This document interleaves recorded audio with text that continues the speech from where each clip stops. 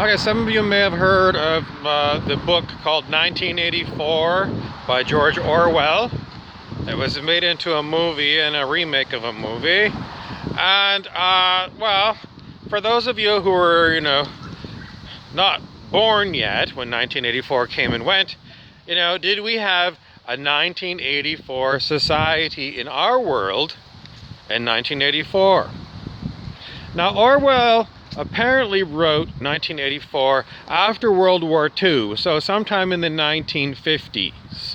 And so he was looking ahead, about 30 years. What's the world going to be like in 30 years? And he just experienced the horror of World War II and everything that went along with the Holocaust, with the Bataan Death March, with the dropping of atomic bombs on cities, fire bombings, Dresden and Coventry, the sinking of I think it was a cruiser, Indianapolis. So a cruiser would be the next in size to a battleship. A cruiser would be pretty big ship, not battleship size, but the next step down. Very enormous ship. Would you be afraid to be on a cruiser if the cruiser was a cruise ship today? Yeah, you're not afraid to go anywhere on a modern cruise ship. If there was a typhoon in the middle of the Pacific and you had to be on a boat, well, you'd either want to be on a great big cruiser, huge military ship, or I'd probably rather be on the military ship than one of those cruise ships.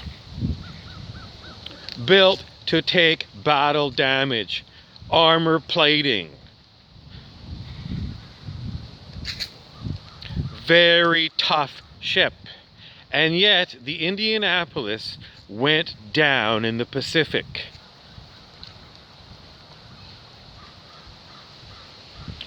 I'm not sure how they got the Indianapolis. To take something out like that, you would have to either drop a bomb on it and get a good hit, or you could maybe use torpedoes from a submarine.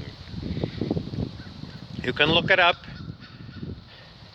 But the whole point of talking about the Indianapolis is to talk to you about Mr. Quint. Mr. Quint is a guy who knew all about the Indianapolis. Most likely he was in the U.S. Navy during World War II. And Mr. Quint was the man hired to go and find the great white shark and kill it in the movie Jaws. Robert Shaw was the actor. And what do we really need to know about the Mr. Quint and what I've been telling you today? Mr. Quint knows that great white sharks are real. Mr. Quint knows about the Indianapolis. Mr. Quint is very, very knowledgeable in his field of knowledge. If you are trying to understand anyone on planet Earth, you really need to understand what are they really knowledgeable about.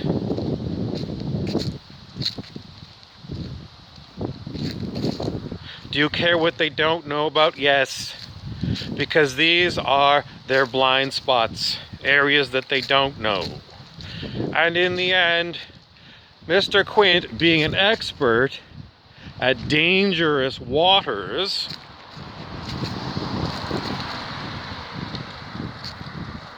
is a very handy kind of person to have around, because he's going to prevent a lot of mistakes, because mistakes are always being made.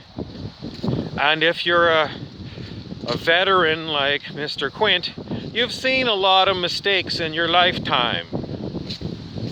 maybe a mistake where someone lost part of their arm.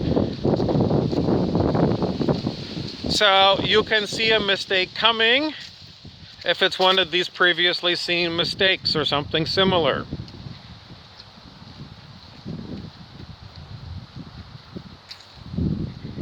So having a trusted guide on your life path is something that very few of us really believe is possible.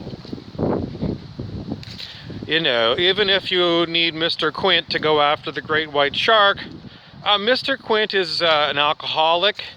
When he's got a lot of money in his pocket and he's in your town, he's going to be drinking too much booze and he's going to become a mean drunk. Which means that your police force is probably going to have to hire some additional deputies to hold somebody like Mr. Quint down when he's drunk and ornery and mean-spirited. In any event, trying to find any good news about the Indianapolis, I don't think I can get very far. So if we have to loop back to the beginning of the video, I can't tell you exactly what I'm going to tell you other than play it again. Go back to the video, play it again, and come to see if there's any connection at all between Mr. Quint of Jaws and what I was saying earlier.